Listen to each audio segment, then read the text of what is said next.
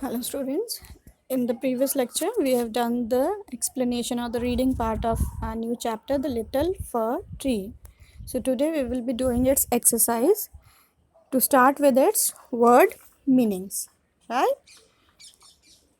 So its new words are over here. Pretty, तो मैंने इसको नंबर मार्क आउट किया है. Pretty का मतलब है आपका मीन्स प्लीजिंग बाय ग्रेस या सिंपली आप कह सकते हो ब्यूटीफुल. ठीक है, सुंदर.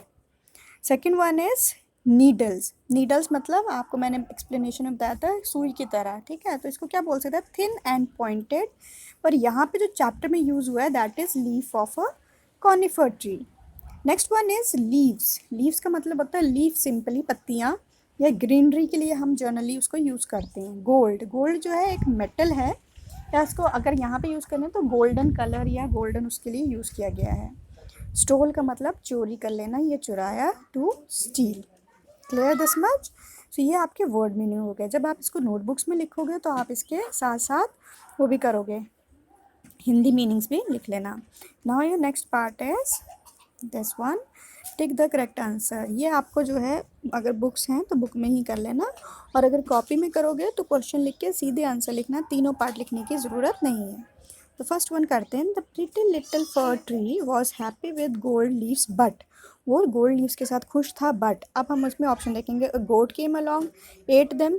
गोल्डन ट्री के लिए क्या गोट आई थी खाने? No. All the leaves got wet in the rain. क्या गोल्डन लीव्स गीली हो गई थी? No.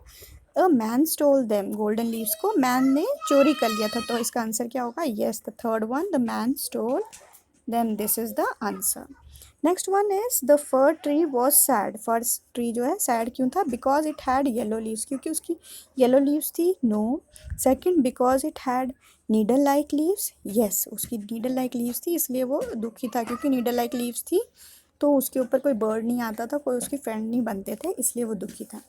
Next one is the fir tree was not happy with the gold leaves. वो गोल्ड लीव्स के साथ भी खुश नहीं था. बिकॉज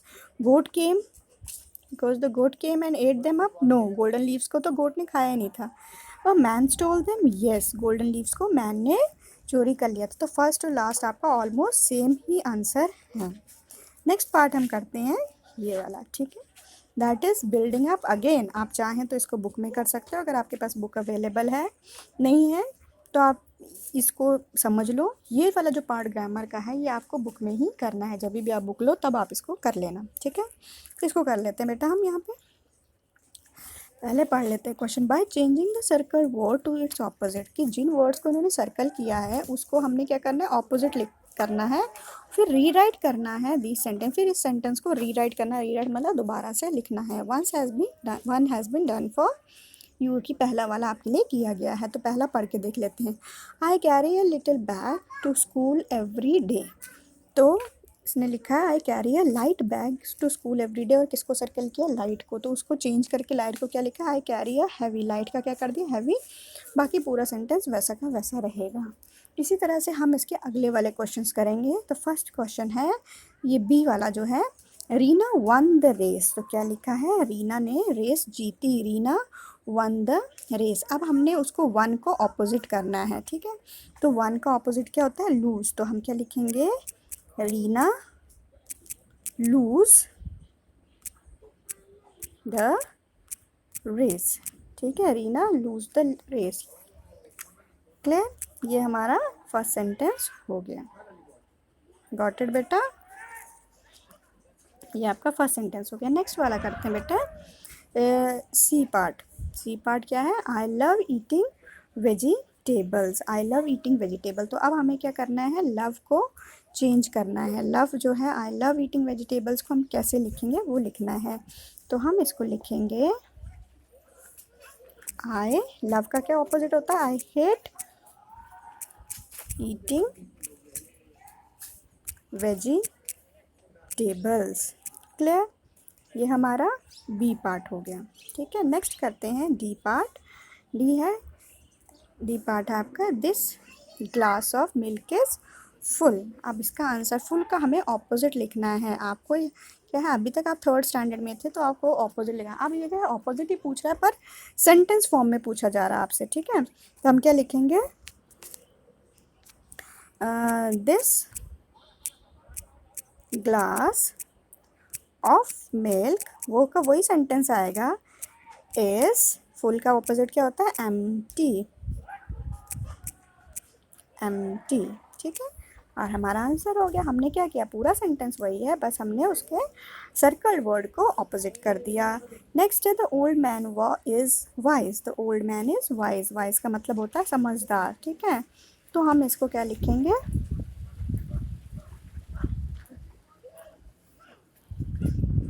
तो वही सेंटेंस लिखना, ओल्ड मैन इज वाइज की जगह क्या लिख देंगे, फुलिश, ठीक है, या स्टूपिड या सिली, ये सारे जो हैं वाइज के ऑपोजिट होते हैं। तो ओल्ड मैन इज फुलिश, ये हमने लिख दिया। क्लियर बेटा।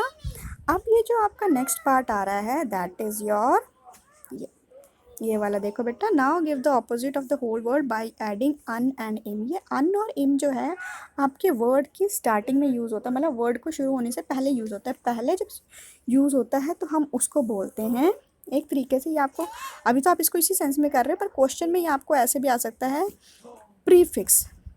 कैसे आ सकता है, राइट द या यूज़ द प्रीफिक्स।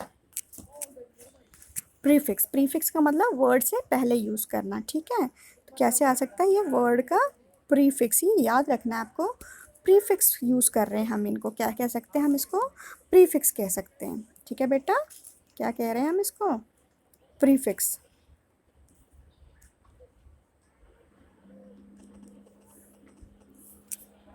क्यों, क्योंकि आपको कई बार क्वेश्चन ऐसा आता है तो आप बोलते मैम हमें आया ही नहीं, आया इसलिए क्योंकि ये प्रीफिक्स कहा है।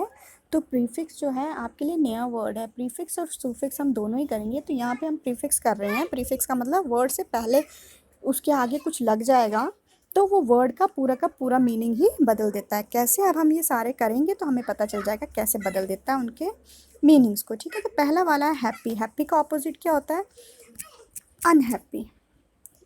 कभी भी ये ध्यान देना कि हैप्पी के आगे आप सिर्फ अन लिख के ना छोड़ देना, क्योंकि अगर अन लिख के छोड़ोगे तो वो रॉन्ग माना जाता है। अगला है पोलाइट, पोलाइट का हो जाता है इम्पोलाइट, अनपोलाइट नहीं होता, इम पोलाइट, ठीक है, इम्पोलाइट। फिर ये दो हो गए आपके, ठीक है। अब आगे वाला हम यहाँ से करते हैं सीन। जैसे आप सीन और अनसीन पैसेज करते हो, आप इसको यहाँ से भी याद रख सकते हो कि इसका क्या होगा, अनसीन, अनसीन। क्लियर। अगला क्या है, प्रॉपर, प्रॉपर का हम कर देते हैं,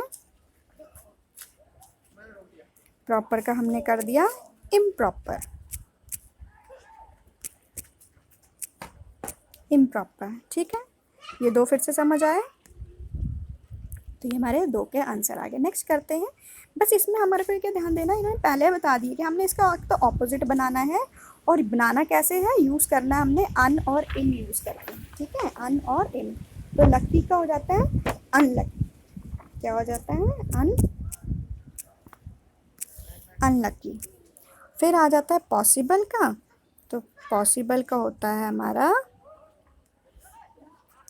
इम्पॉसिबल। आप ये बोलते हैं ना नथिंग इज़ इम्पॉसिबल, तो इसके लिए क्या आ जाता है, इम, आई एम लग जाता है और वैसा का वैसा वर्ड यूज़ हो जाता है। तो ये देखो हमने इस तरह से सारे के सारे इजीली कर लिए। सिमिलरली हम ये वाली साइड को भी कर लेते हैं, ठीक है।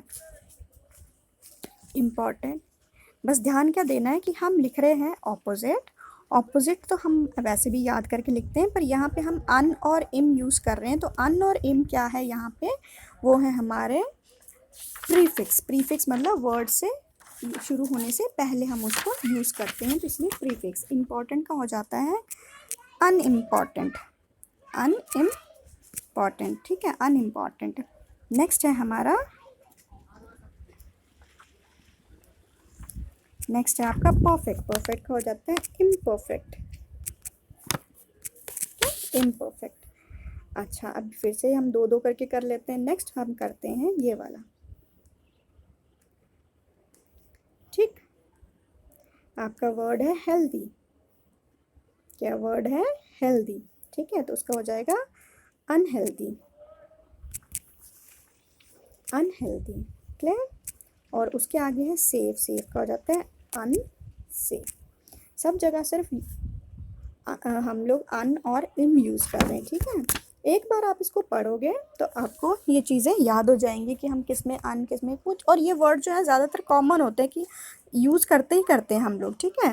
तो इसमें आपको लर्न करने की ज़रूरत नहीं है, बस ये देखना है कि आप कहीं अन की जगह इम लगा रहे हो, इम की जगह अन लगा रहे हो, या फिर सिर्फ आपने आंसर में क्या लिख दिया कि मिस ने दिया पेशेंट का, आप ऑपोजिट लिखो तो आप लिख के छोड़ गए इम लिख दिया और छोड़ दिया। आप पता है इम पेशेंट ही बनना है, पर इम के आगे ही आपको ये पेशेंट लगाना पेशेंट ज़रूरी है, ठीक है। इम्पेशेंट ज़रूरी है। उसके बाद हमारा नेक्स्ट वर्ड है प्योर। प्योर का हो जाता है इम प्योर, ठीक। तो इस सब से आपने क्या देखा, ये सारे के सारे हमारे आंसर जो हैं इसमें पूरे हो रहे हैं, ठीक है। प्रीफिक्स भी हो गया और आपने ऑपोजिट भी कर लिए। क्योंकि आप बेटा 4th स्टैंडर्ड में हो तो अब आपको सीधे ऑपोजिट नहीं पूछे जाएंगे, थोड़ा सा उसी क्वेश्चन को पूछ तो ऑपोजिट ही रहे, लेकिन तरीका थोड़ा सा चेंज हो गया। एक बार सेंटेंस फॉर्म में दे दिया, एक बार आपको अन इम लगाने को दे दिया। ये ध्यान देना है कि अगर प्रीफिक्स वर्ड यूज़ हो रहा है, right the prefix for the following, तो मतलब मुझे उसको ऑपोजिट ही बनाना है बाय यूजिंग अन और इम, या कोई और वर्ड्स भी होते हैं जो हम करेंगे क्लास में, तो उसको यूज़ करके भी कर